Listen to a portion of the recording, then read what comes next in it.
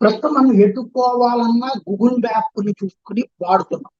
ఈ మధ్యన Apple phone ఉన్నటువంటి వాళ్ళు దాని మ్యాప్లు చూసుకుంటారు, మరింత క్లారిటీ అనుకుంటారు. అయితే భారత స్వంత వ్యవస్థ అంటూ నరేంద్ర మోడీ వచ్చినప్పుడు పరిశోధన చేసి ఫైనల్ చేసింది నావిక్ ఇంకా జనానికి అందుబాటులో సక్రమంగా రాలేదు. దానికి తాజా ఇబ్బందులు కారణమైనాయి అన్నటువంటి తాజా వార్త. స్వదేశీ నావిక్ వ్యవస్థ కోసం భారత అంతరిక్ష పరిశోధన సంస్థ చేస్తున్న ప్రయత్నాలకు అడ్డంకులు ఎదురవుతున్నాయి.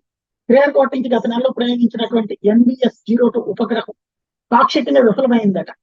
ఇండియన్ రీజనల్ నావిగేషన్ ఉపగ్రహపు వ్యవస్థ ఎదుర్కొంటున్న వరుస ఎదురు దెబ్బలు ఇంకా కొనసాగుతున్నట్టే ఉన్నాయి. నిపుణులు అభిప్రాయపడుతున్నారు. కార్గిల్ యుద్ధ సమయంలో అమెరికన్ గ్లోబల్ పొజిషనింగ్ సిస్టమ్ ని వినియోగించుకునేందుకు అవకాశం రాకపోవడమే 1999లో ఇస్రో ఈ తరహా రూపకల్పన చేసేందుకు కారణమైంది. ఈ నేపథ్యంలో 2016 నాటికి రక్షణ పౌర అవసరాలకు ఉపయోగపడేలా 7 ఉపగ్రహాలను ప్రయోగించాలని ఇస్రో భావించింది. ఇందులో మొదటి ఉపగ్రహం IRNSS-1Aని 2013 జూలై 1న కక్షలోకి పంపారు. ఈ 11 ఏళ్ల వ్యవధిలో 2250 కోట్లతో నావిక్ కార్యక్రమం కింద విఫలమైన వాటి స్థానంలో ప్రయోగించిన వాటితో కలిపి 11 ఉపగ్రహాన్ని కక్షలోకి పంపించారు. ISRO, European space agency, Galileo, global navigation satellite system సహా అనేక నావిగేషన్ ఉపగ్రహాలతో అమర్చిన రుబిడియం అణుగడియారాలు విఫలమైన 2016లోని వార్తలు మిగిలి వాటిలో ఉన్న సమస్యలు సరిచేసి ప్రత్యామ్నాయ ఉపగ్రహం H1H ని ప్రయోగించినంత 2017లో ఇస్రో ప్రకటించింది.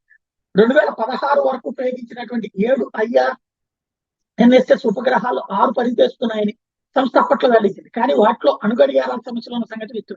ఆ తర్వాత ఇస్రో ప్రయోగించిన మరో 4 IRNSS ఉపగ్రహాలు 1C, 1D, 1E, 1Gలో కూడా అదే తరహా సమస్యలు ఎదురయ్యాయి. గత నెలలో ప్రయోగించినటువంటి NPS-02 సైతం పూర్తి విజయాన్ని అందుకోలేకపోయింది. ఇంజిన్ విఫలం కావడంతో భూమి చుట్టూ సబ్ ఆప్టిమల్ ఆర్బిట్ లో ఉండిపోయింది. ఈ పరిణామంతో ఇప్పటి వరకు ప్రయోగించిన 11 IRNSS ఉపగ్రహాల్లో 6 పాక్షిక వైఫల్యం చెందినట్టయింది. 2023-24 వార్షిక నివేదికలో 5 నావిక్ ఉపగ్రహాలు పనిచేస్తున్నాయని ఇస్రో పేర్కొంది. వీటిలో 1C పాక్షికంగా మాత్రమే పనిచేస్తున్నారు. దీని కారణంగానే ఇప్పుడు ఇబ్బంది ఎదురవుతుంది.